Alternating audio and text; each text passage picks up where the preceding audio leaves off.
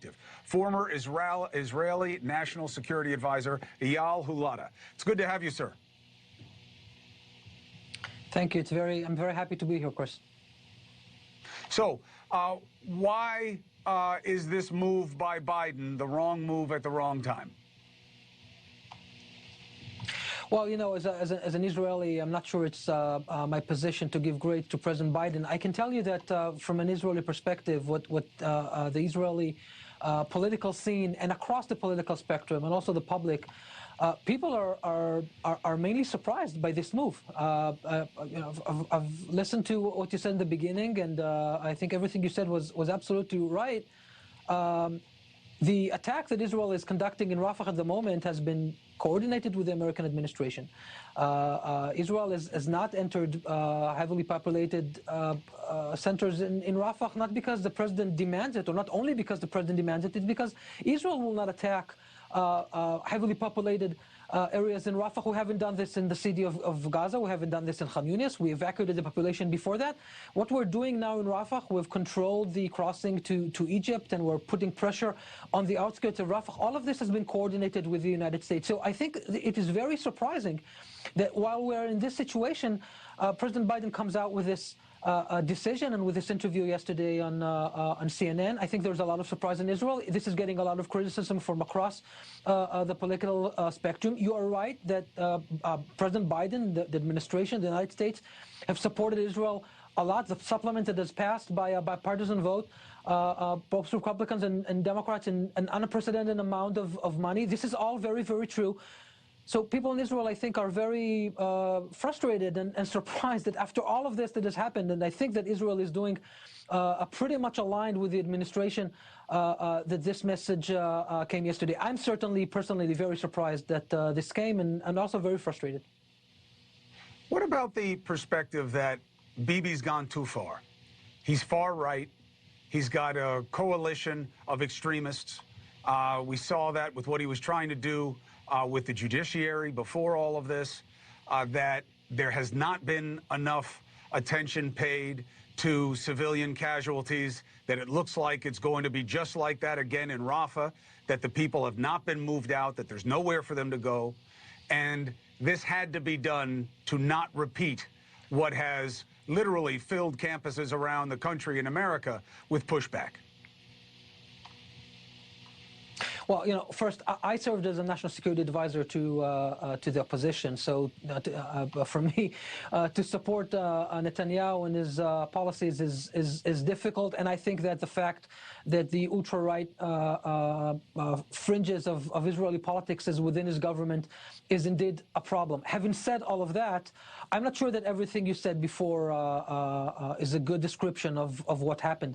The IDF is fighting a war in a heavily populated Gaza, while Hamas is indeed using Gazans as human shields and preventing them from going to shelter in the tunnels they have dug underneath, or to escape the areas where the IDF is attacking. The IDF has continuously gave advance warning before they entered the populated areas, exactly for that purpose, so that we will minimize the numbers. The numbers of civilian casualties is indeed high, but it's not the amount that the Gazan Ministry of Health is putting outside as propaganda all the time. I'm not sure that Israel deserves all of the criticism, and for sure, what's happening in campuses in the United States, where the protesters are demanding actually the annihilation of Israel, demanding to free the territory from the river to the sea, meaning that there will be no Jews there, undermining the right of Israel to exist as a Jewish state. I don't think we should justify what's happening in U.S. campuses and all of this criticism.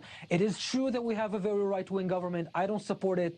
I think that there is a majority of Israelis that believe that we need to have an election soon and move ahead. But this is not the full blame of everything that has happened. Hamas started this war. Hamas attacked us on October 7 and murdered our women and children while in their beds, refusing to return the hostages that are still in Gaza, dying by the day. It is Sinwar that is stubborn and refusing to release them in a way that cannot allow a ceasefire to take place so that we can continue to move ahead. So I know it's easy to be critical on Israel's right-wing government, but we have to get the facts right about how this started, how this is conducted, and what the IDF is doing in Gaza. I think, given the circumstances, we're actually very careful and doing very well.